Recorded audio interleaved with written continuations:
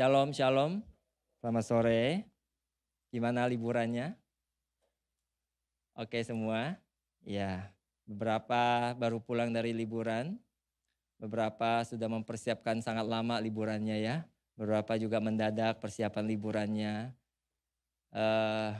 Sepertinya sesuatu yang ditunggu-tunggu. Tetapi waktu lewat sepertinya persoalan makin banyak. Setelah pulang rupanya ada hal yang harus dibereskan. Helper belum pulang. Jadi kondisi rumah mesti dibereskan, ada baju yang mesti dicuci. Rupanya persoalan baru yang muncul. Ya. Dan yang tidak liburan berkata, enak juga saya nggak liburan. Jangan-jangan itu hanya menghibur diri saja. Karena tidak bisa pergi liburan. Ya, tapi kita orang-orang yang tidak hanya berhenti hanya karena 1-2 kejadian, amin. Ini adalah perjalanan. Minggu lalu saya dapat personal waktu Pastor Chris Stephen berkata, kita ini bukan berhenti di satu titik saja. Ini koma, artinya perjalanan itu terus berjalan. Amin. Nah, kita akan meneruskan pembelajaran kita dengan tema Celebration, Year of Celebration. Dan saya meneruskan apa yang disampaikan minggu lalu, bahwa kita diangkat oleh kasih dan kemurahannya. Judul khotbah hari ini adalah segala sesuatu indah pada waktunya. Amin. Katakan kepada kiri kananmu, indah bro, indah sis, indah pada waktunya. Nah persoalannya adalah kapan waktunya. Amin. Semua pengen indah pada waktunya. Tetapi waktunya kok gak datang-datang. Nah saya gak akan menyinggung untuk yang pro. Ya, karena sudah sering disinggung ya. Tidak boleh lagi disinggung. Amin, nanti makin tersinggung. Ya, kita percaya ada waktunya. Hanya karena kita ini manusia yang hidup di dalam ruang dan waktu yang terbatas. Sehingga kita sulit untuk mau mendapatkan waktu yang indah itu yang dari Tuhan. Kita berpikir terlalu lama. Karena hidup ini sangat singkat rasanya. Rasanya kita dibatasi oleh banyak hal, usiakah, ruang.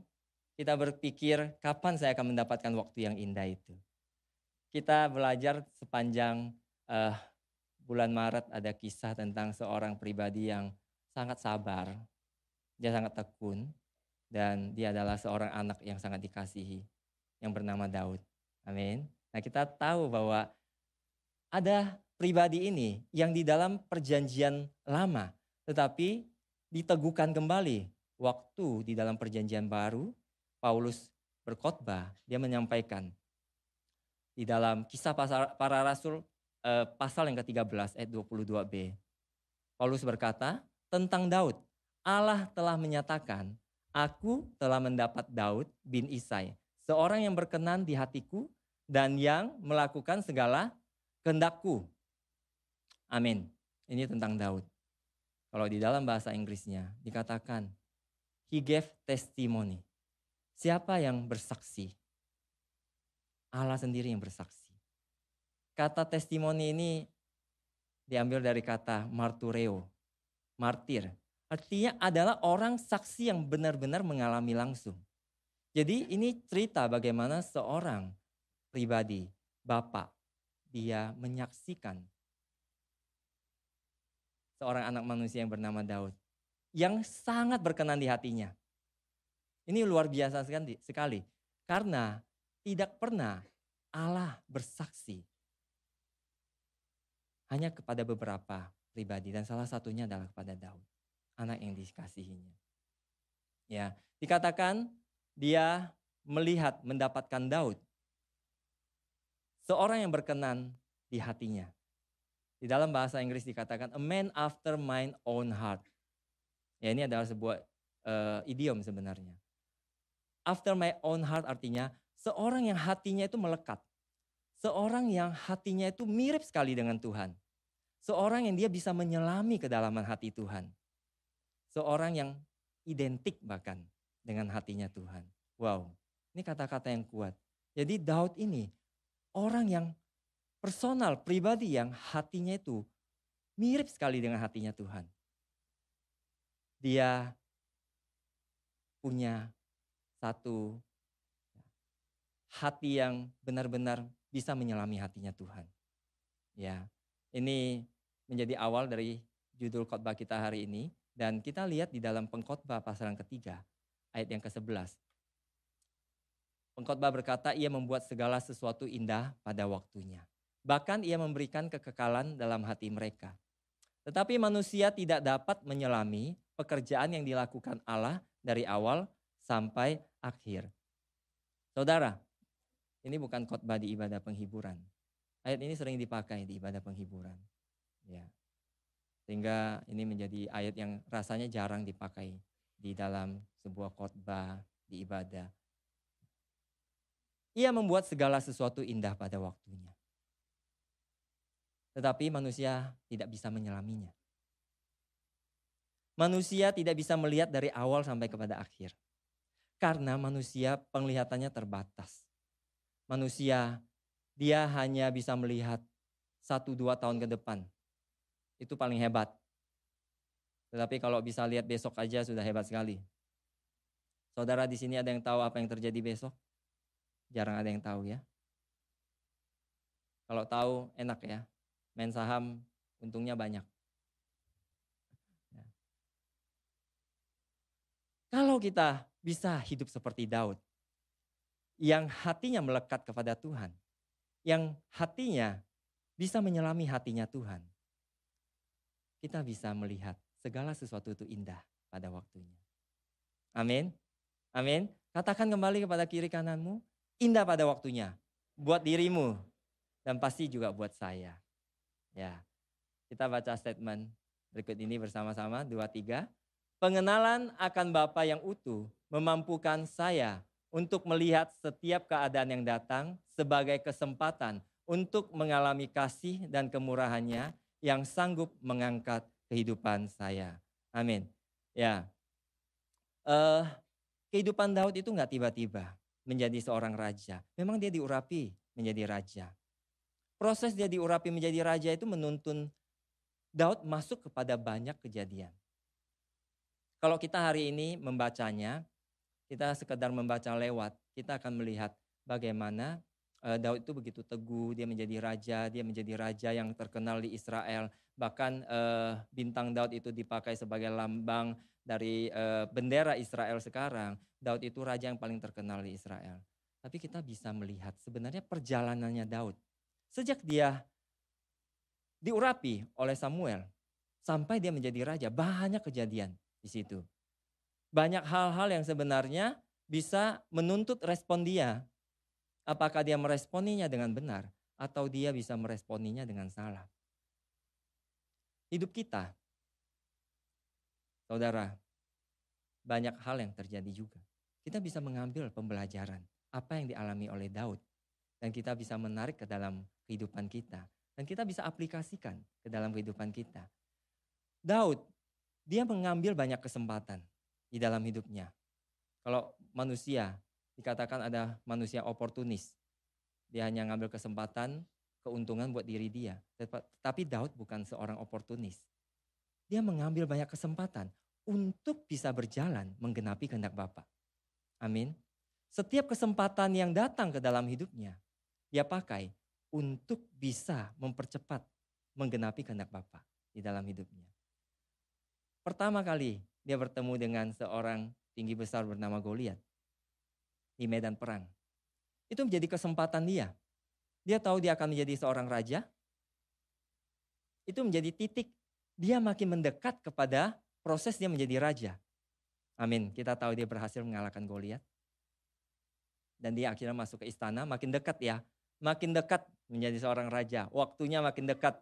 Kita sering ya mengalami satu kejadian. Rasanya makin dekat, sepertinya ini hal yang baik. Kita mulai bersuka cita. Kita takut nanti ada hal-hal buruk terjadi, rupanya nggak terjadi. Semua berjalan makin baik. Daud juga ngalamin itu. Dia masuk ke istana, dia mulai diberikan posisi, dia memimpin pasukan, dia berperang dan dikatakan Tuhan selalu menyertai dia.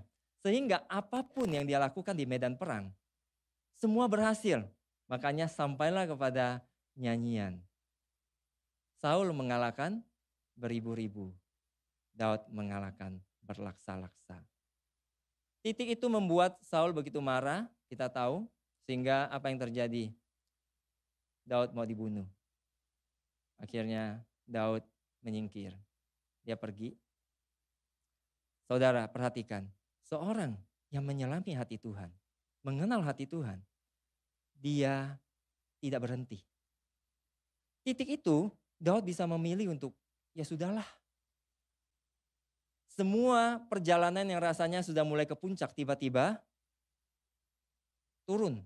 Jauh sekali. Dia harus lari dari istana, bahkan dia harus menyingkir sampai ke daerah Yehuda, bahkan masuk ke daerah Filistin. Itu sangat tidak gampang. Di titik seperti ini banyak orang akan berpikir, lebih baik saya kembalilah kepada kehidupan yang lama yang dia bisa tahu. Apa yang Daud bisa tahu? Menggembalakan kambing domba kan? Lebih baik dia kembali aja ke padang penggembalaan. Lebih baik dia hidup seperti yang dulu. Nah, banyak orang di dalam hidupnya, waktu dia mengalami kondisi sepertinya apa yang dicapai, apa yang rasanya Tuhan mau membawa dia ke arah tersebut, sepertinya mulai menyimpang. Dia memilih meninggalkan semua. Dia kembali kepada kehidupan dia yang lama. Dia tidak terus berjalan. Dia tidak terus tekun di situ. Tetapi Daud pribadi yang berbeda. Amin. Sampailah dia ke Gua Adulam. Saudara, kalau dirimu bosan dengan kisah ini, cek hidupmu. Jangan-jangan ada yang salah, karena firman itu gak membosankan. Amin. Mungkin kita mendengar berulang-ulang, tetapi Tuhan itu membukakan banyak pewahyuan melalui firman. Kalau tidak, Alkitab itu tebalnya hanya berapa senti. Beribu-ribu tahun, kalau ini membosankan, harusnya selesai. Harusnya keluar seri yang baru. Ya, benar ya? Kita aja nonton sinetron sampai ke seri ke-6 kita udah bosan kan? Kalau firman Tuhan itu membosankan buat hidupmu, artinya ada yang salah dengan cara kita menangkapnya. Amin. Nah, kita lihat di dalam kisah Mazmur 1 Samuel 22 ayat yang kedua. Dikatakan waktu Daud itu ada di Gua Adulam. Di Gua Adulam banyak yang datang berhimpun. Berhimpun juga kepadanya setiap orang. Setiap orang. Senang ya kalau kita yang berhimpun datang itu setiap orang ya. Kalau livecom kita itu banyak orang kan senang banget ya. Ya, kalau CL punya LM-nya ada 10, 12, 15, dicatat semuanya ya. Luar biasa CP-nya dicatat, livecom-nya ada 4 dikali 15 berapa? 60. Wah, banyak banget nih. Tetapi yang datang adalah orang yang dalam kesukaran, orang yang dikejar tukang piutang, orang yang sakit hati, dan dia menjadi pemimpin mereka. Jumlahnya 400 orang, siapa yang mau? Tidak ada yang mau, tapi Daud mau. Saudara, Daud bisa mengambil kesimpulan, rasanya sulit sekali. Dia ke Gua Adulam, kata Gua Adulam itu artinya justice of God. Tapi juga bisa berarti justice of people. Jadi dia datang ke Gua Adulam, dia mau mengadu, mendapatkan keadilan Tuhan. Karena dia diperlakukan sangat gak adil. Sangat gak adil. Dikejar-kejar padahal dia gak melakukan kesalahan. Ya. Dan yang datang ke sana adalah orang-orang juga yang menuntut keadilan. Bertemulah mereka bersama-sama. Amin. Gimana respon Daud menghadapinya? Pertama, Daud ini biasa memimpin pasukan. Tentara yang terlatih, orang-orang yang terpandang. Hari itu dia kehilangan semua. Dia menjadi sendirian dan mendapatkan 400 orang. Nah, banyak kita ya aplikasi ya dalam kehidupan kita. Ini aplikasi, mesti ada aplikasi. Waktu kita dipindahkan livecom-nya ya. Dulu rasanya kan orang-orangnya oke. Sekarang kok orang-orangnya yang dikejar tukang piutang, yang sakit hati. Dan kita yang jadi pemimpin di situ. Amin. Silent ya CL-nya. Banyak yang menjadi perbandingan di situ. Terkadang kita di titik rasanya semua sudah oke, so sweet kan, semua baik-baik aja. Ya. Tetapi kita masuk kepada titik ada orang bersama-sama, tetapi orang tersebut rasanya itu moyung, nggak asik diajak ngobrol, nggak punya hobi yang sama mungkin. Cara bicaranya nggak mirip, anaknya usianya beda. Saya dulu yang bareng dengan anak-anak yang usianya sama, sekarang tiba-tiba, yang masih bayi misalnya, berisik banget di situ, nggak enak banget live.com-nya. Oh kalau enggak bareng yang apa, maaf yang usianya udah agak banyak. Kalau ngomong penjelasannya mesti 4 kali, baru ngerti dan mulai marah, kenapa dia nggak mengerti dengan penjelasan saya. Terus dibuat, di-print, dibikin ya lebih jelaskan lagi semuanya. Jadi yang dari bahan live.com itu dibuat lagi. Dan dikasih baca tetap nggak dibaca buat bungkus pisang goreng. Nah itu jadi masalah besar. Nah perhatikan di situ Daud dia tetap dia melihat ini jadi kesempatan loh. Dia melihat orang-orang itu adalah orang-orang yang punya kesempatan. Amin. Dia nggak menjadi orang yang bersama-sama dengan 400 orang itu dan sama-sama save pity party di situ.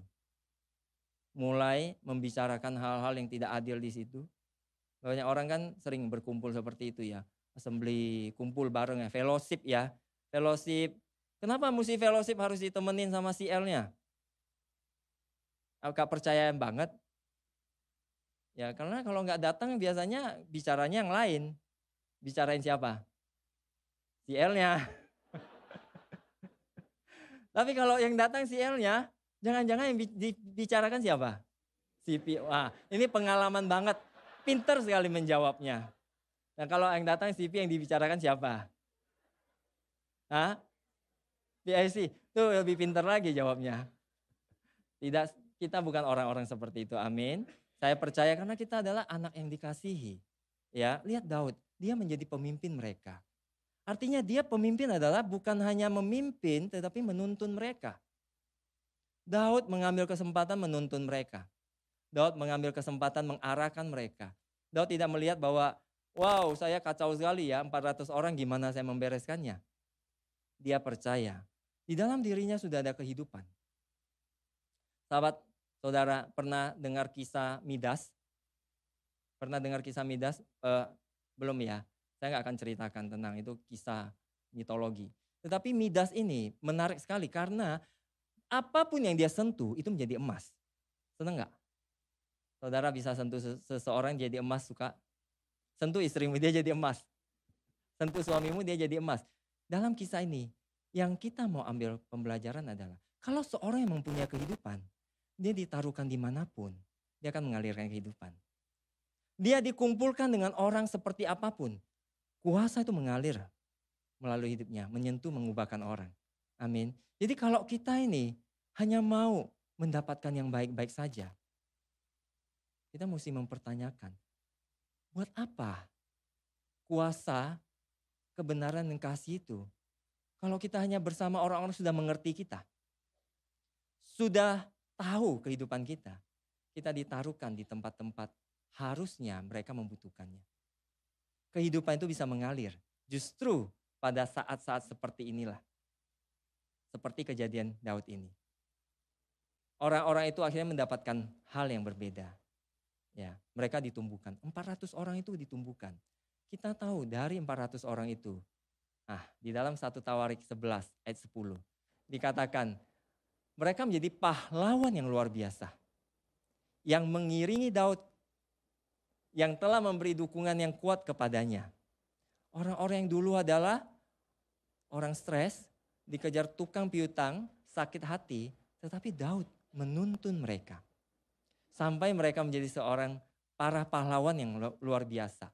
Bahkan di situ ada muncul Triwira. Di kisah itu.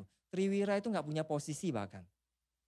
Saudara, banyak kita berpikir kita bisa melakukan sesuatu kalau ada posisi. Nanti di dalam poin yang selanjutnya kita akan lihat. Daud bisa melakukan tanpa dia punya posisi. Daud bisa mengubahkan orang-orang tersebut. Saudara ingat Mazmur 23 yang minggu lalu. Disampaikan di ayat yang kedua. Dikatakan Tuhan itu menuntun kita ke padang rumput yang hijau. Ke air yang tenang. Dalam kisah Daud ini, Adulam itu apakah rumput yang tenang, rumput yang baik, rumput yang bagus, air yang tenang? Cara memandangnya. Daud melihat itu. Karena dia bisa menulis di dalam Mazmur 23 itu. Orang-orang tersebut dia ubahkan. karena apa yang ada di dalam hidupnya. Dan lihat, pahlawan-pahlawan itu akhirnya mendukung dia. Rupanya Tuhan bukan memberikan sesuatu instan. Tuhan mau bekerja bersama Daud. Tuhan mau menjadi partner bersama dengan Daud. Tuhan mau Daud itu mengerti hatinya. Sehingga dalam perjalanan itu Daud bisa melatih bukan hanya dirinya tapi melatih banyak orang. Dan orang-orang itu suatu hari menjadi orang-orang yang mendukung hidupnya. Sehingga waktu Daud menjadi raja, dia mengerti Tuhan mempersiapkan semuanya. Indah pada waktunya. Tapi kalau saudara melihat titik di Gua Adulam, saudara akan terjebak. Sepotong. Dan itu gak menarik. 400 orang yang penuh persoalan. Tapi kalau kita baca sampai selesai, mereka menjadi pahlawan. Saudara mau di dalam proses itu? Atau hanya berhenti di Gua Adulam? Atau selalu mengharapkan menjadi rajanya? Seperti pungguk yang merindukan bulan katanya. Itu peribahasa ya. Pungguk itu apa? Kak Kris juga gak tahu, saya juga gak tahu. Ya. Kita mau gak terlibat di dalam proses itu? Amin. Perhatikan, Daud itu seorang yang mengerti hati Tuhan, yang setia dan selalu melimpahi dengan ucapan syukur. Ya, saya harusnya bersyukur dengan apa yang ada, dengan siapa yang bersama, bukan mengeluh dengan yang tidak ada. Yang sudah tidak ada, yang sudah tidak bersama. Tetapi saya bersyukur dengan siapa yang bersama saya. Saudara, bersyukurlah. Katakan kepada kiri kananmu, bersyukur dengan siapa yang bersama. Bersyukur saya bersamamu. Ya, bersyukur. Ketika fokus saya hanya kepada kasih dan kemurahannya, saya sanggup melihat melampaui keadaan lahiriah. Menyadari saya adalah orang yang diuntungkan waktu mengambil peran untuk mengangkat kehidupan orang-orang yang Bapa taruhkan di dalam kehidupan saya. Amin. Saya yang diuntungkan, sama seperti Daud. Waktu mengerjakan, waktu menolong, waktu menumbuhkan seseorang, saya yang diuntungkan. Saudara yang akan diuntungkan kalau saudara berani mengambil peran itu. Kenapa? Saudara akan mengerti tentang kesetiaan. Saudara akan mengerti tentang ketekunan. Saudara akan makin menyelami hati Tuhan. Limpahan ucapan syukur itu akan mengalir melalui mulutmu. Amin. Banyak orang yang gak bisa bersyukur karena pola pikir dia sudah terjebak dengan semua hal yang terlihat secara lahiriah. Saya ingat dalam perjalanan hidup saya, sebelum saya bahkan tahu banyak kebenaran. Saya itu pernah baru merintis usaha. Dan waktu itu gaji saya kurang lebih 5 juta. Gaji saya 5 juta dan saya berhenti kerja. Berhenti kerja dan saya memulai usaha. Waktu memulai usaha, gaji saya, apa yang saya dapatkan setiap bulan itu nggak sampai setengahnya. Dan saya mesti membayar cicilan mobil Avanza zaman itu. Waktu uang itu sampai ke tangan saya, yang saya lakukan adalah saya bersyukur. Saya mempercayai bahwa ucapan syukur itu membuat saya bisa melihat lebih jauh. Saya bersyukur, saya mulai bersyukur. Saya berkata, kalau Bapak memang memberikan ini cukup buat saya. Ini cukup untuk saya bisa hidup sepanjang bulan. Aplikasi ini saya taruhkan dalam hidup saya. Waktu saya bersama dengan orang-orang yang Bapak taruhkan dalam hidupnya saya. Banyak orang suka mulai menaruhkan ukuran. Oh ini oke, ini nggak oke, ini oke, ini nggak oke. Orang ini kayaknya nggak bisa lebih jauh. Orang ini bisa lebih jauh. Ini 1 tahun jadi, ini 2 tahun jadi. Ini kayaknya taruh dulu di rak, jangan dikutak-katik ini. Ini hanya penggembira aja di situ. Saya percaya harusnya hati Tuhan ada di dalam hidup kita. Kita bisa melihat semua orang itu bisa dibawa lebih jauh. Sehingga saya waktu melihat orang, saya mau melihat dia seperti Bapak melihatnya. Saya katakan bahwa saya punya iman buat hidupmu. Walaupun secara lahiriah saya melihatnya kayaknya nggak mungkin.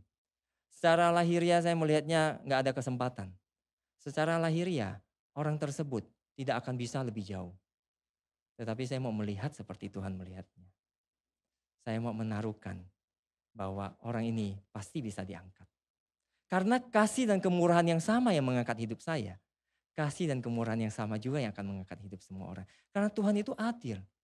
Tuhan itu melihat semua orang dan mengasihi semua orang dan mati buat semua orang. Amin. Nah, kita lihat lebih jauh bagaimana Daud setelah dari Gua Adulam yang mengalami satu proses perjalanan, dia sembunyi dan di dalam kisah itu ada imam yang ada di Nob itu dibunuh dan itu membuat Daud makin tertekan. Dia harus pergi. Dia menyingkir ke sebuah hutan di situ dan di situ dia mendengar kabar tentang kota Kehila.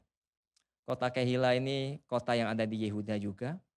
Kota ini berpalang dan berpintu, ya berbenteng. Jadi kota ini sebenarnya sulit ditembus. Tetapi kota ini jatuh ke tangan orang Filistin. Dalam kisah itu, sampailah ke telinga Daud. Kalau kota Kehila ini sudah jatuh dan semua orang-orang di dalamnya keadaan tertekan. Dan Daud dihadapkan satu pilihan. Dia mau pergi atau tidak untuk menyelamatkan penduduk di kota Kehila. Dalam kisah ini, Daud bertanya kepada Tuhan. Dan Tuhan menjawab, kamu mesti pergi. Daud bertanya karena dia berpikir kalau dia pergi konsekuensinya akan banyak. Karena itu kota yang berpalang dan berbenteng itu kalau dia menyerangnya gak akan gampang kalau orang Filistin sudah menguasainya. Di situ perhitungan pasti ada. Apalagi ditambah orang-orang yang bersama dia 400 orang itu. Ingat 400 orang ini belum terlatih. Mereka bukan pahlawan-pahlawan saat itu. Mereka orang-orang yang lagi juga tertekan ikut lari bersama Daud. Dan dia berkata, ingat sedang di sini di Yehuda kita sudah dalam ketakutan. Mereka sudah di-stres di situ. Mereka takut karena Saul mengejar mereka. Mereka dalam keadaan yang harus bersembunyi. Apalagi kalau kita pergi ke Kehila melawan barisan perang orang Filistin. Itu lebih berat lagi. Mereka nggak terlatih. Daud tidak mendengarkan mereka. Perhatikan baik-baik. Daud hanya mendengarkan Tuhan. Banyak hal di dalam hidup kita. Kadang kita mendengarkan suara terbanyak. Itu demokrasi kata Kak Kris. Kita ini teokrasi. Dengarkan suara Tuhan. Dengarkan firman Tuhan. Ya. Di sini Daud bertanya kembali kepada Tuhan. Dan Tuhan menjawab dia. Bersiaplah. Bangkitlah kamu.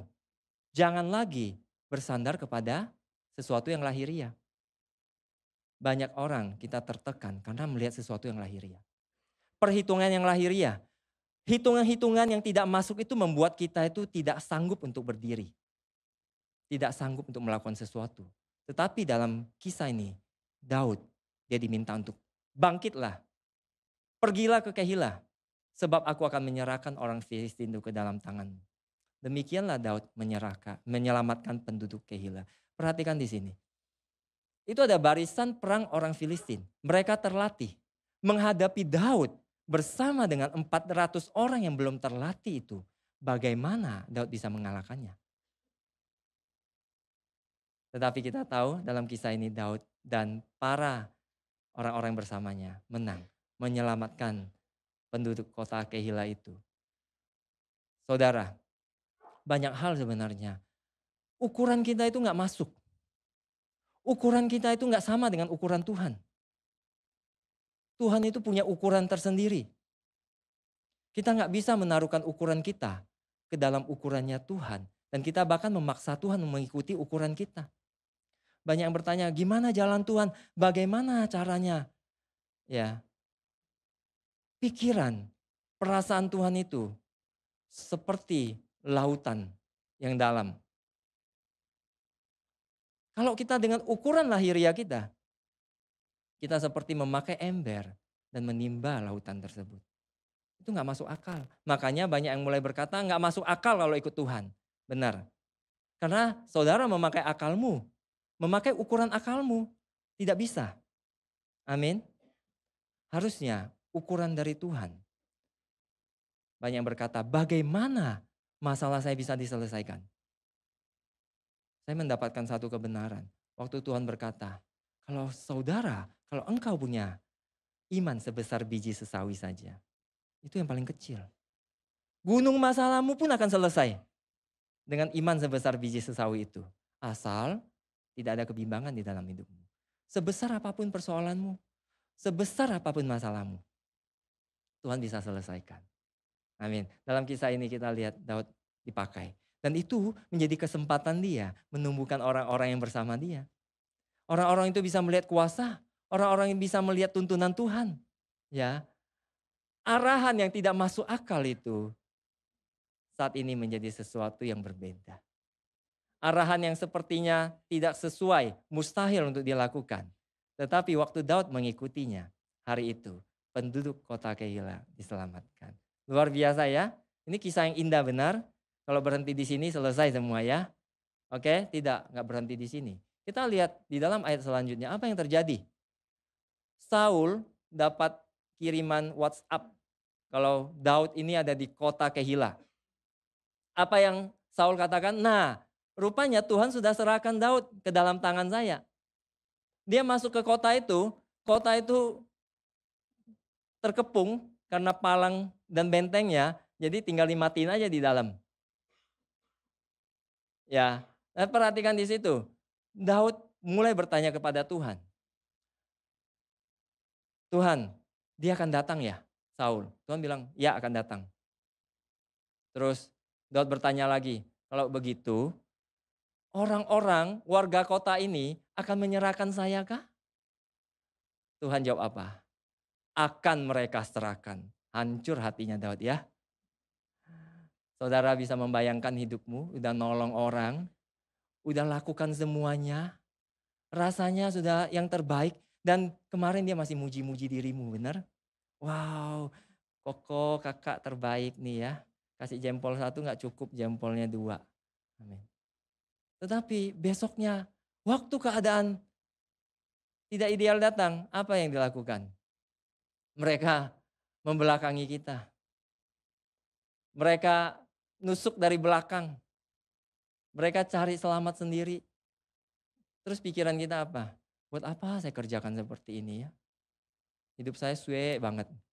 Jadi CL gaji cuma berapa gitu ya. Cuma dapat kue, tenang tahun ini gak dapat kue aja. Dapat bunga juga, amin. Senang dapat bunga. Kita mulai mengasihani diri kita.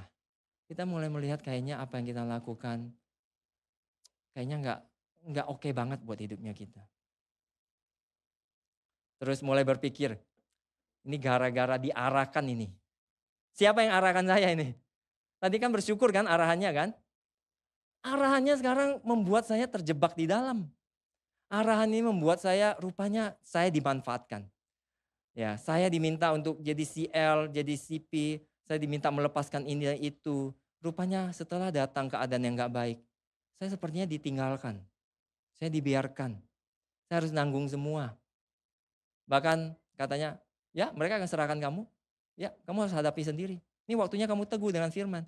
Mana katanya mau ditemani? Mana katanya selalu bersama-sama? Hari itu saya dibiarkan menghadapi sendiri. Lihat Daud kan Tuhan katakan akan mereka serahkan. Terus Daud ngomongnya gimana? Ya Daud ya dia ambil kesempatan itu dia pergi. Kan belum tentu kalau diserahkan dia akan tertangkap kan? Kan Tuhan gak berkata, ya kamu akan ditangkap, disiksa, kamu dibunuh, selesai gitu.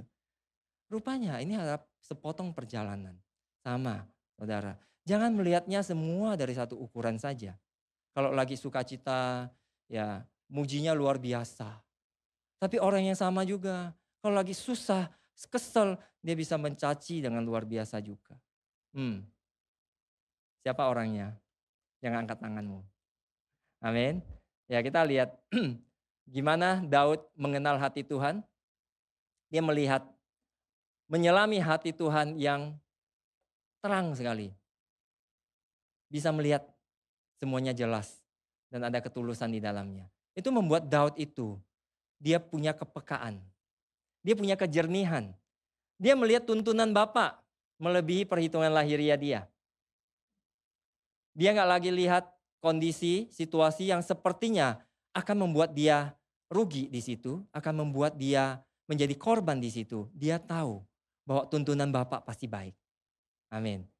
Ketika saya membuang perasaan sebagai korban dan tidak dihargai, hidup saya akan semakin murni menyadari kasih dan kemurahannya. Sehingga saya berani untuk mengambil peran, bukan memikul beban. Amin. Amin. Saya bisa melihat diri saya punya peran. Saudara, lihat dirimu punya peran. Kalau saudara adalah CP, saudara punya peran. Kalau saudara ada CL, saudara punya peran. Kalau saudara adalah LM, saudara pun punya peran di dalamnya. Itu bukan beban. Itu bukan beban dalam hidupnya kita. Jangan pernah melihat semuanya jadi beban. Dan jangan melihat semuanya sebagai hanya job saja. Daud itu, dia nggak melihat itu job dalam hidupnya. Kalau job, buat apa dia mengerjakannya? Buat apa dia pergi ke Kehilah? Itu bukan tugas dia. Tugas dia itu sembunyi.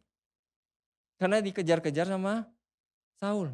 Tugas siapa sih harus menyelamatkan kota Kehilah? Tugas siapa? Tugas Saul lah sebagai raja. Dia harus menjaga ketentraman, keamanan di negara itu. Tapi Saul terjebak. Dia gagal fokus. Yang dia lakukan malah mencari kesalahan Daud dan selalu mengejar Daud. Daud mengambil bahkan bagian dari Saul. Tetapi bukan merebutnya. Dia bertanya ke Tuhan, dia butuh lakukan gak? Dan dia lakukan. Saudara, kalau dirimu merasa saya LM, saya gak bisa lakukan apa-apa. Tuhan pasti menggerakkanmu. Kalau saudara adalah CL, saya CL gak bisa lah, itu CP-nya aja kayak gitu gak peka, gak jelas. Ya gak rajin, saya lebih rajin buat apa? Saya kan bukan CP. Saudara bisa lakukan lebih berdasarkan kasih karunia. Bukan karena posisimu, bukan karena dirimu dituntut. Amin. Dan jangan melihat bahwa saya terlalu tergencet selama ini. Pemimpin saya banyak menggencet saya. Pemimpin saya cocok nih, ini khotbah ini mesti didengarkan nih. Saul itu kayak pemimpin saya. Saya percaya pemimpinmu gak seperti Saul kali. Jauhlah dari hidupmu. Gak ada. Ini kisah tentang Daud sebenarnya. Saul itu hal yang lain. Tapi respon kita sebagai orang yang ditaruhkan bersama-sama. Bagaimana kita melihat kehidupan kita di tengah-tengah keterbatasan. Diri kita, keterbatasan orang-orang yang ditaruhkan di tengah-tengah kita. Di atas kita, di samping kita, dan di bawah kita. Amin. Di dalam 1 Samuel 30, kisah bagaimana 1 minggu sebelum Daud menjadi raja. Kita udah dengar bagaimana Daud itu di Ziklag itu dibakar habis, Ziklag dijarah, anak istri mereka ditawan, dan di situ Daud menguatkan kepercayaannya. Daud akhirnya mengejar bersama 400 orang-orang Amalek itu, dan sisa 200 orang yang bisa ikut bersama dengan Daud. Mereka berhasil membebaskan semuanya, tidak ada yang hilang dalam kisah itu. Amin, tidak ada yang hilang, kita sudah dapat hal itu. Tidak ada yang hilang, semua diselamatkan. Anak istrinya, dari yang kecil besar, dari yang muda sampai yang tua, semua dibawa kembali. Bukan hanya itu, ditambahkan. Amin. Daud berhasil mendapatkan banyak rampasan perang yang dari orang-orang Amalek itu. Dan itu banyak sekali. Dibagi di antara orang-orang yang bersama dengan Daud, itu gak habis. Siap Beliau. Amin. Kalau kayak gitu mesti ditimbun. Tidak. Apa yang Daud lakukan? Di dalam 1 Samuel 30 ayat yang ke-26. Daud setelah sampai ke Ziklag, dia melihat begitu banyak jarahan. Yang dia lakukan adalah, dikirimnyalah sebagian dari jarahan itu kepada para tua-tua di Yehuda. Kepada teman-temannya dengan pesan, inilah pemberian kepadamu dari jarahan yang dirampas dari musuh Tuhan. Kepada yang di Hebron dan kepada segala tempat di mana Daud dengan orang-orangnya mengembara. Lihat di sini. Daud katakan dia mengirim jarahan itu. Dikatakan itu adalah pemberian, berakah, berkat. Daud memberkati orang-orang tua-tua yang di Yehuda. Kepada teman-temannya. Padahal Daud itu kan dia nggak lagi di Yehuda ya waktu itu ya. Daud itu menyingkir ke Ziklag. Ziklag itu daerah orang Filistin. Kenapa dia pergi ke Ziklag? Karena nggak ada yang mau berteman lagi dengan dia. Di Yehuda dia udah nggak punya tempat sebenarnya. Dia sudah dianggap sebagai pelarian. Ingat, Nabal saja berkata banyak hamba yang lari dari tuannya. Jadi titik itu, Daud sebenarnya nggak punya lagi orang di Yehuda. Dia sudah jadi pelarian. Dia sudah menjadi desersi sebenarnya. Tentara yang sudah lari. Di situ, waktu dia mengirimkan jarahan, dia berkata itu adalah teman-temannya. Orang-orang yang menolak dia. Orang-orang yang bahkan sudah melihat dia sebagai orang buangan. Tua-tua itu sudah nggak menganggap Daud. Daud memberkati mereka dengan apa yang dia punya. Amin. Bahkan kepada segala tempat Daud pernah mengembara bersama orang-orangnya. Jadi termasuk di Kehila. Orang yang sudah mau menyerahkan dia. Tempat-tempat di mana dia harus menyingkir. Setiap kali dikejar Saul, ada orang yang pasti kirimkan pesan kepada Saul bahwa Daud di sini. Dan dia harus pergi ke situ. Menyingkir lagi dari situ. Itu, semua tempat itu Daud berkati mereka. Wow, ini adalah orang yang mengerti hati Tuhan. Dia bisa menyelami hati Tuhan. Saya banyak belajar dari kisah Daud ini buat diri saya. Dalam perjalanan terkadang kita melihat bahwa Tuhan memberkati semua orang iya. Dan semua orang punya karunia. Semua orang punya kasih karunia. Dan saya kalau dapat buat saya juga. Yang lain kan punya karunia yang berbeda. Sehingga membuat terkadang waktu kita tumbuh mengerjakan apa yang dari Bapa. Semua orang memilih sendiri-sendiri. Semua orang bekerja, bergerak sendiri-sendiri. Sepertinya satu dengan yang lain gak punya hubungan. Sepertinya bahkan peer sebelah siapapun itu adalah sepertinya saingan.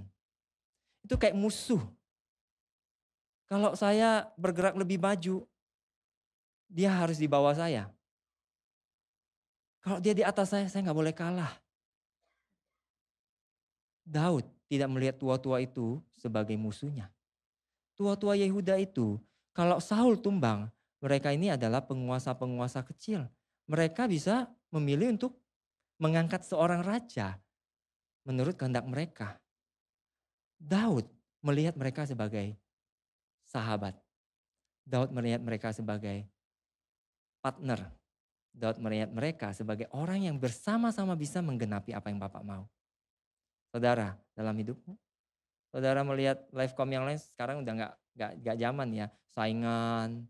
Ya, dulu kan kalau kita pergi ke gereja lagi ada perayaan Livecom ini pakai warna ini pakai warna ini. Ini dikit banget, ini banyak, yang banyak tepuk tangannya yang gede gitu ya, yang lebih meriah, yang kecil nggak berani tepuk tangan.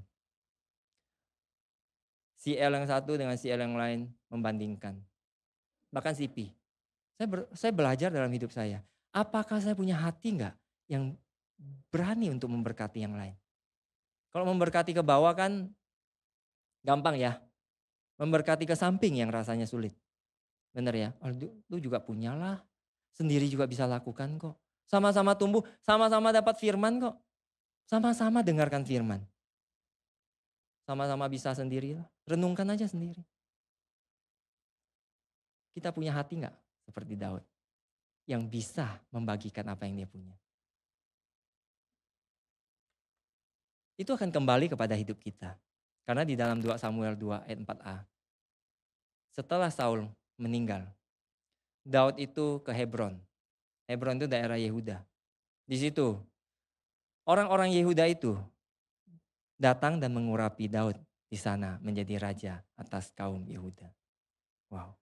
Saya tidak bisa membayangkan kalau kisah ini diubah skenarionya. Artinya waktu Daud dapat rampasan itu, dia tetap tinggal di Ziklag, dia membangun kembali Ziklag, dia menjadi raja di Ziklag bahkan. Kisah ini gak akan terjadi kan? Saul kan tetap akan mati. Karena memang sudah dinubuatkan dia akan mati. Siapa akan jadi raja? Saya pikir akan terjadi banyak kekacauan di situ. Setiap kaum Yehuda itu punya raja-raja kecil di situ. Mereka akan bergerak sendiri. Tapi perhatikan. Dalam kisah ini, Daud membagikan dan disitulah dia mendapatkan tempat di hati mereka. Sehingga mereka mengerti bahwa itulah Daud adalah orang yang terpilih. Daud adalah orang yang Tuhan urapi untuk menjadi raja. Saya percaya 1-2 bulan terakhir ini pembelajaran yang baik buat kita. Kita bergerak bersama-sama, kita berjalan bersama, kita meninggalkan banyak identitas dari kesendirian kita. Kita bersatu bahkan, kita tahu bahwa kehendak Bapa itu mesti digenapi. Ini bukan tentang satu orang lagi. Bukan tentang Daud yang jadi raja. Tetapi ini tentang menggenapi kehendak Bapa. Dalam masa itu adalah menjauhkan semua penyembahan berhala dari suku bangsa Israel. Dan kepada titik kita hari ini adalah untuk semua bangsa, suku, bahasa itu mengaku Yesus adalah Tuhan. Amin. Jadi kita tidak lagi membawa satu identitas sendiri kita. Kita harus melihat jauh melampaui ini. Gereja kita adalah satu bagian kecil saja untuk kita pergi sampai menggenapi apa yang Bapak mau. Karena kehendak Tuhan itu terlalu besar sebenarnya. Dan kita hanya mengerjakan sebagian kecil. Tapi yang kecil ini kalau kita tekun mengerjakannya, itu akan sampai kepada bangsa-bangsa. Amin. Amin. Lihat hatinya Daud. Dia bukan hanya berhenti menjadi seorang raja aja. Wah, selesai saya jadi raja. Saatnya saya bersuka cita. Apa yang ada di pikiran Daud sejak dia menjadi raja hanya satu. Dia mau mengembalikan tabut perjanjian itu. Itu adalah hati Daud yang melekat begitu dengan Tuhan. Dia ingin tabut Allah itu kembali. Dia ingin membawa tabut itu masuk ke Yerusalem. Dan dia ingin bangsa itu semua berbalik kepada Tuhan. Bukan untuk kepentingan diri dia. Amin. Ya, kita lihat yang terakhir. Kasih dan kemurahannya mengalir melalui hidup saya. Waktu saya mengerti hati Tuhan yang penuh dengan kebajikan dan kemurahan. Ketika saya memilih untuk mengalirkan kasih dan kemurahannya, akan mempercepat proses saya menggenapi maksud dan kehendaknya. Amin. Kalau saya rela mengalirkan, kalau setiap kita rela mengalirkan apa yang kita punya. Ini bukan tentang keluarkan dompet ya hari ini, bukan tentang itu. Apa yang ada di dalam hidupmu? Apa yang Tuhan taruh di dalam hidupmu? Relakah engkau mengalirkannya? Kalau engkau rela mengalirkannya, ini akan mempercepat proses. Buat dirimu, buat orang-orang juga. Saya melihat banyak orang, waktu dia mengalirkan, dia merasa jadi kosong. Dia merasa jadi kering. Dia merasa dia gak dapat lagi. Dia merasa dia menjadi keset. Saudara tahu keset itu apa?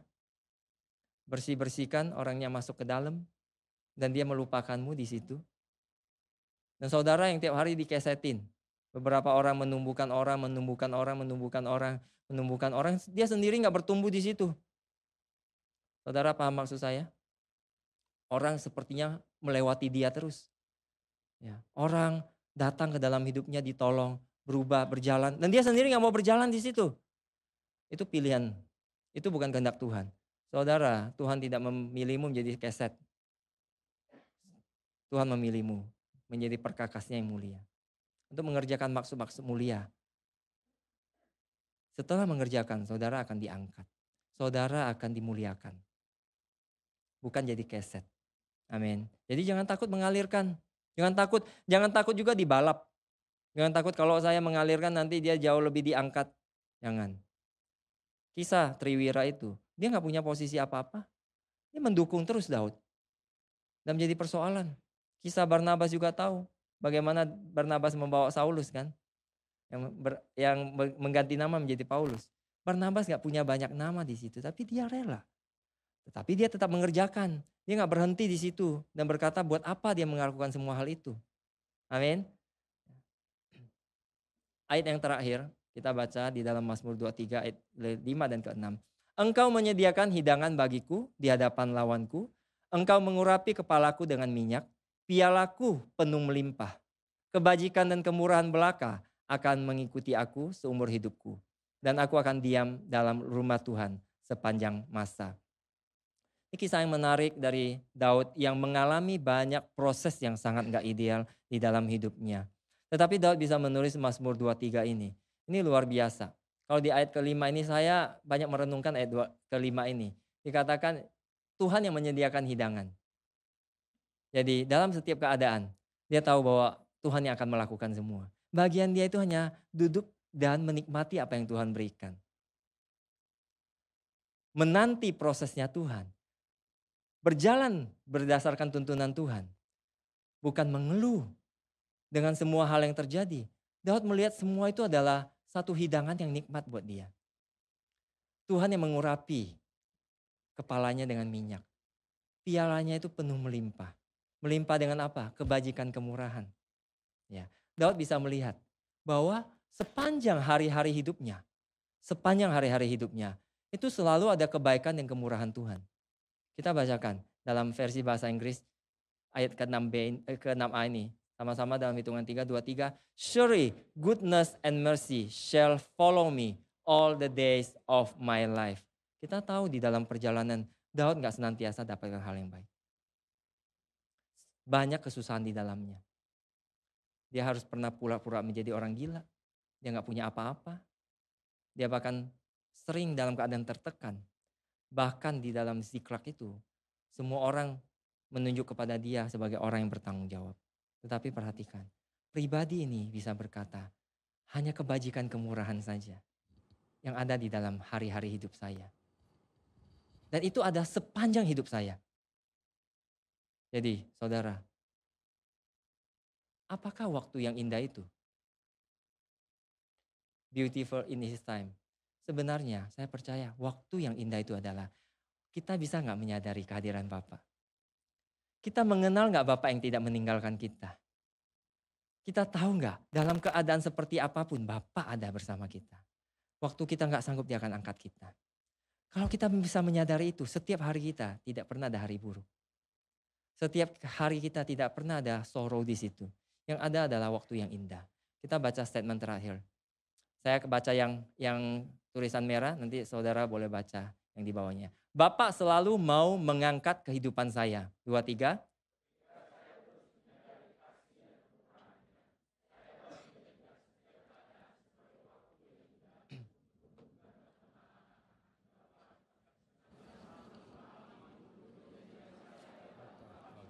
Amin. Setiap keadaan adalah waktu yang indah. Keadaan di dalam hidupmu. Kalau saudara melihat berdasarkan ukuran lahiriamu, gak ada waktu yang indah. Sampai kapanpun gak akan ada waktu yang indah. Di dalam Yeremia 17 ayat ke-6 dikatakan, waktu yang indah itu datang, bahkan engkau gak bisa melihatnya. Engkau tidak akan bisa menyadari ada waktu yang indah. Kalau dengan ukuranmu, dengan penglihatanmu lahiriah. Tetapi kalau berdasarkan kasih kemurahannya, saudara tahu dia mengangkat hidupmu. Setiap keadaan itu waktu yang indah. Karena berjalan dengan Bapa itu sangat indah. Sangat indah. Saya tutup dengan kisah. Waktu saya kecil, saya tuh suka diajak papa saya jalan. Naik Vespa. Papa saya tiap kali ngajak saya tanya mau kemana. Itu biasa jam 5-an sore. Kata papa saya, pergi cari angin. Makan angin kalau bahasa Teociumnya. Bahasa di daerah itu makan angin. Saya pikir makan angin, ya saya duduk di depan. Jadi waktu naik Vespa itu saya buka mulut saya aja makan angin. Gak ada nikmatnya. Tetapi saya mempunyai banyak kisah indah di situ. Papa saya suka ngajak saya muter-muter. Nah itu sangat menarik buat saya. Gak ada apa-apa sebenarnya. Bahkan kadang kita duduk makan cumi bakar itu. Papa saya kan makan, saya gak bisa makan seperti itu kan. Itu agak alot, anak kecil gak bisa. Tapi saya punya banyak kenangan indah di situ. Itu sebenarnya bukan waktu yang sangat indah. Saya gak dapat apa-apa. Saya gak dapat mainan. Tapi karena perjalanan bersama Bapak. Saya mulai itu waktu yang indah. Amin.